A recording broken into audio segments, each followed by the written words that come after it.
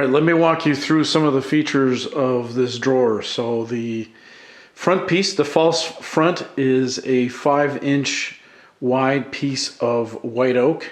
You have two knobs to be able to pull this because it's a pretty big drawer. I'm using full extension drawer slides, and I've also got full dovetails cut on all the sides. The sides of the drawers are made out of birch. The bottom is a 1/4-inch birch plywood cut to size. Right now, this is a dry assembly. There's no glue at this point because I'm going to take this apart eventually, sand it, finish it, you name it, and then put it back together for its full conclusion. One other thing on the slides, you saw that, but let me give you another demo. This is a type of slide that has kind of a bumper to it. So even though, like, I pushed it pretty hard there, it slowly closes. It closes beautifully. Anyways, very happy with this. So we're going to work on the other two drawers now. The first thing we're going to do is cut some dovetails. All right, so let me introduce you to a tool that I don't use very often, but I like quite a bit because it does do the trick. And this is a Lee Super 12 dovetailing jig. And right now I've got the pieces for my front and back, and also the pieces for my sides, all cut to size. And I'm going to be starting by cutting the pins. So the pins are going to go on the front and on the back pieces. And I'll get that going in a couple of seconds. Now, before I suit up and start going, let me share with you a couple of pieces of advice. The first piece of advice is to actually RTFM, read the frickin' instructions. They're really well done. That's the first thing. I have to apologize here. My camera's doing funny stuff. It's going in and out of focus and getting dark on me. So please just keep on listening. The content is actually quite good, but the image, unfortunately, is a little bit bad. They're very detailed. They're very well illustrated. So it's very pertinent. It's very well done. It also, when I bought this, it came with a DVD of a bunch of different videos that showed you how to set it up and how to use it. And those videos are actually available on YouTube right now. So, if you don't have a DVD player anymore, you can always go to YouTube. So that's the first thing. Second piece of advice is practice. So when I took this out last week and I started working with it, well, let's put it this way. My first attempt at cutting half-blind dovetails in that case was not very successful. So I'll post a picture probably there that will show you the result of that cut. It was pretty horrid.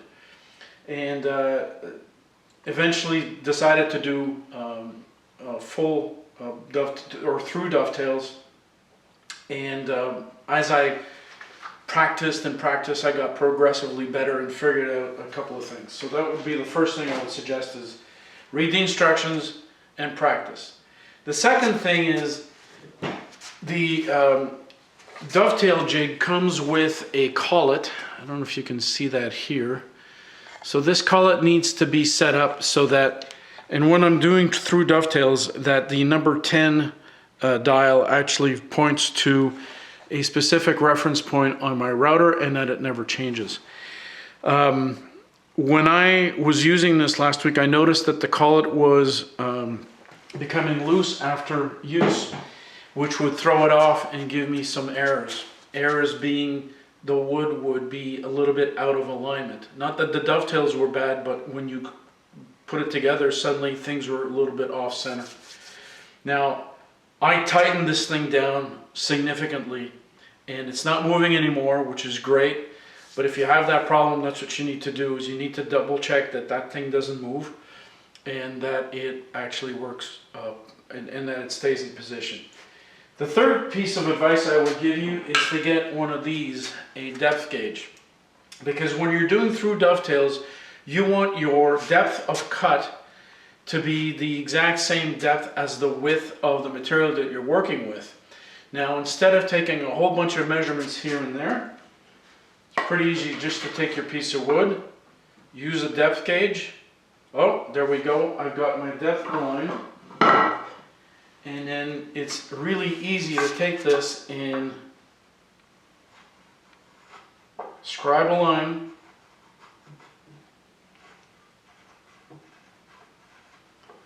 on your material, and then when it's time to adjust the depth of your router bit, then you've got the actual line visible, easy to read, and it's accurate without taking any real fancy schmancy measurements. Oh, and I almost forgot. In the front of my dovetailing jig is this attachment, which is a dust extractor or dust collection system for the jig. It's really well worth it. Get it. It's not exactly very expensive, but it really makes a nice difference.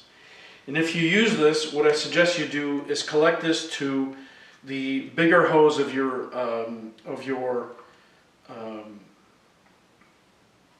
shop vac. That has more success. What I found is that with the small hose, it tended to get clogged up when I was routing pins, but with the big hose, it's okay. Routing the tails wasn't so much an issue, but the pins pretty much was. So, a big plus, very useful, I highly recommend.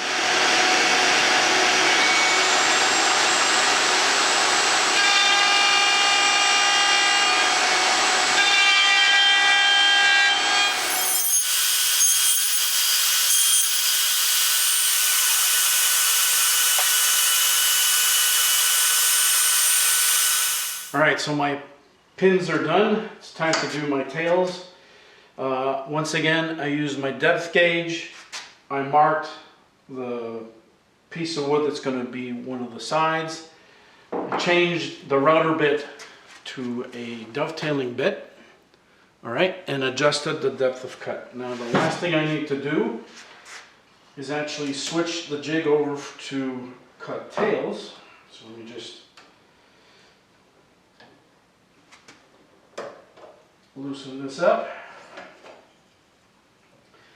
flip it over,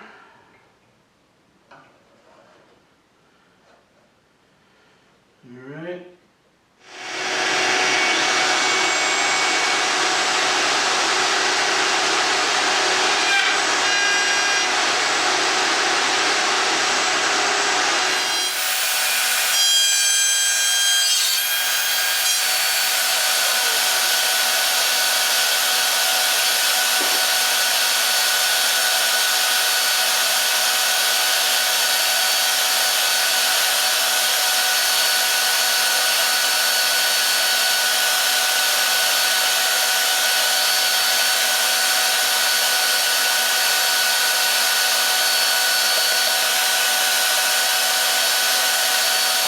Well, welcome back.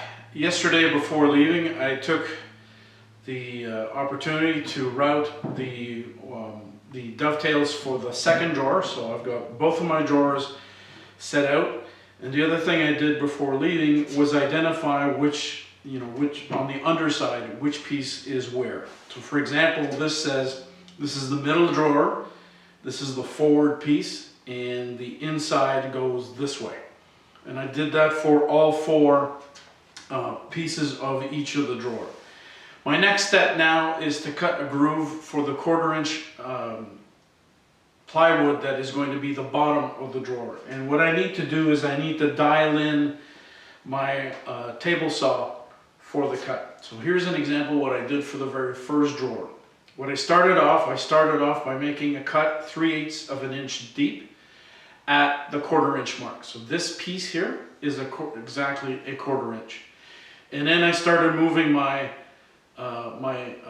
table saw fence just slightly outside, a couple of 1/16 of an inch, up until, and did a number of cuts up until I got a nice snug fit on a sample piece of 1/4 inch plywood.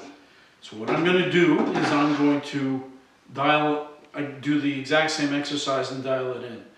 Once I've reached the point where I've got that really nice fit, I'm going to leave my fence there and I'm going to run each one of my pieces of my two drawers through that piece and make that first cut, and then I will move my fence closer to the blade up until I get back to the 1/4 inch mark, making successive cuts.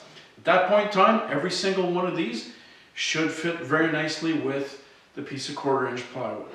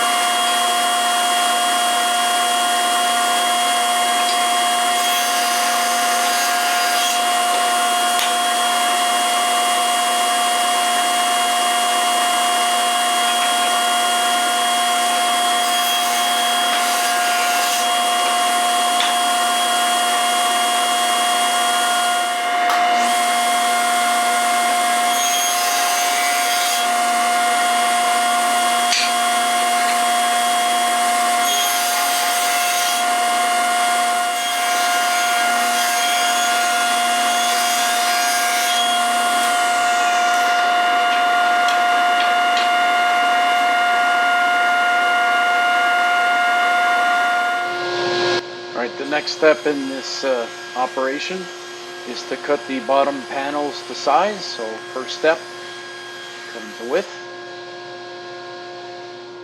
and then using my panel cutter, cut them to final length.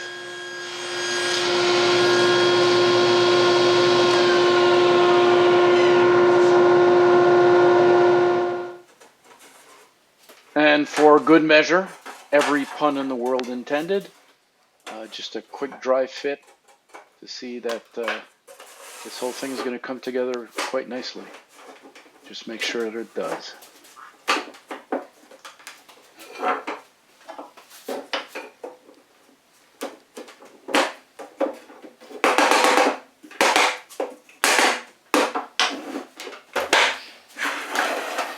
And now a little bit of fun. And by that I mean this is probably the most challenging part of this whole build is installing the full extension slides. So the first thing I did is I separated the slides. So this is the piece that's going to be attached to the drawers, and the remaining pieces this is one of them right over here.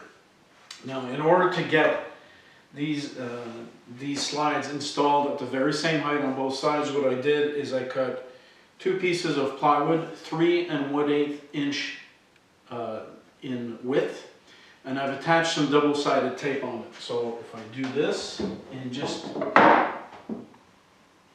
hook it onto the side of the cabinets, then at least I've got the exact same reference height in order for me to attach the full extension slides. So to install this part of the slides that is going to be attached to the cabinet itself, I need to place it on top of my spacer block, and I need to align, let me show you here, the outside edge, I don't know if you can see this, but the outside edge, this right over here, about 2 millimeters away from the face of the cabinet itself.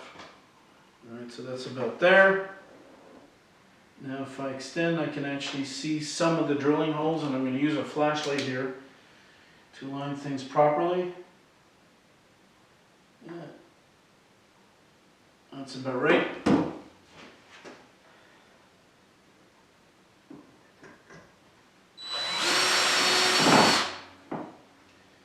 Drill a pilot hole.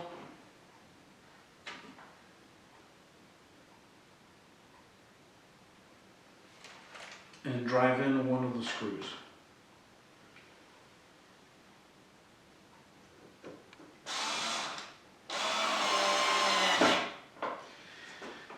And what I found is that it's actually easier for the other screws to work on the other side of the cabinet in the back in order to install those. you get a little bit more visibility.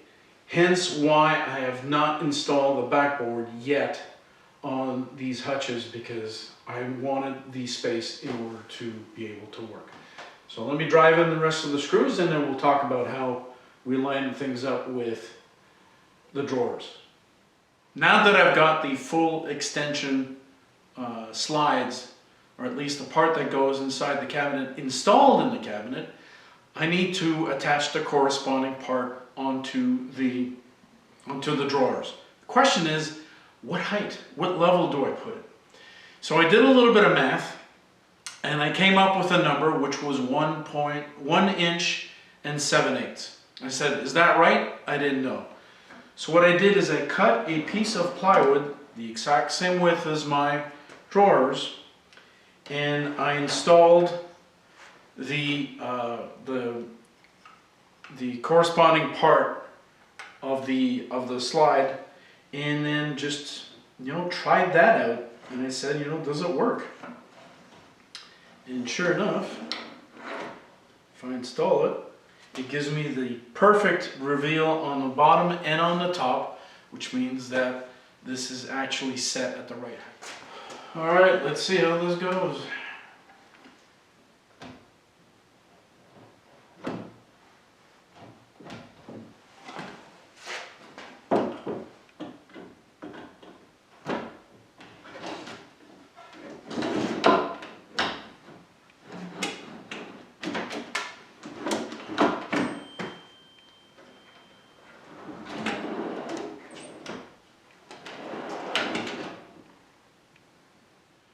Well, good morning and welcome back.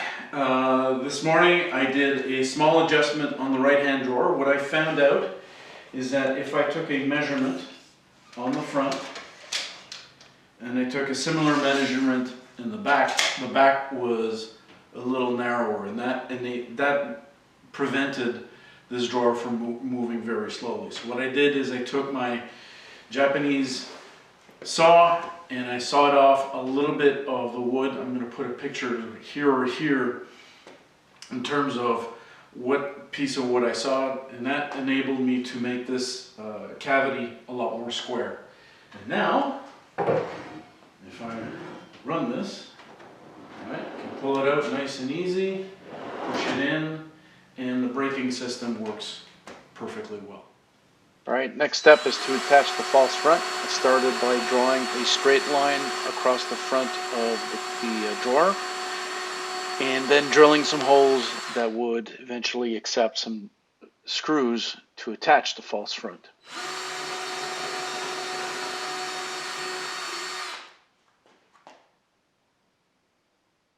And to keep things nice and clean, I countersunk those holes from the inside of the drawer.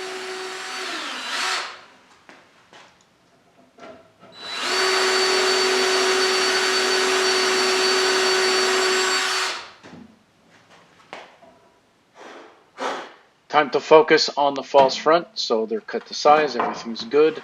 I'm going to now drill 2 holes using my drill press, and those holes will be to accept the doorknobs that are going to go on the false front.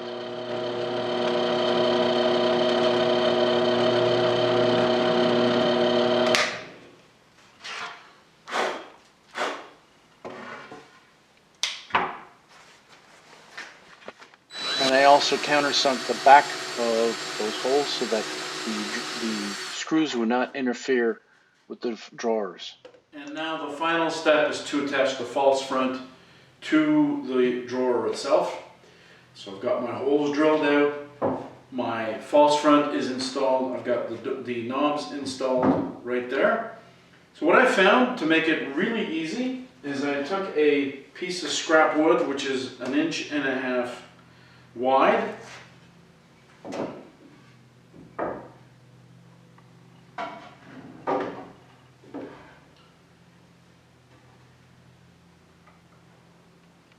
Put the false front right on top of it and just align it by eye.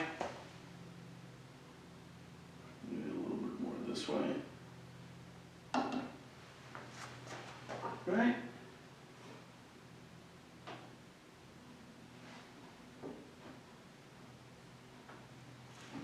essentially the false front is at the perfect height for this drawer and for the face frame. So now that it's there, clamp it in place.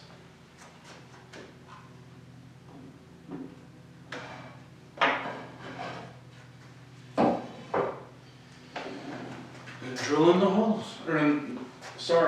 Fasten the false front to the drawer.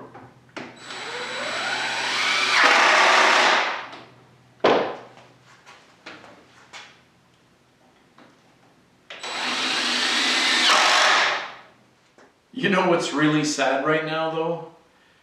Is that I have to take these drawers apart for the next steps. And the next steps are twofold. First thing is I want to install or drill a hole for the locks. That's the first thing. And the second thing is I want to put a round over on the edges of these drawers because the edges are a little bit too sharp. Then I'm going to jump into all the finishing steps. Oh well, looks good right now. I have to take it apart though. That's too bad.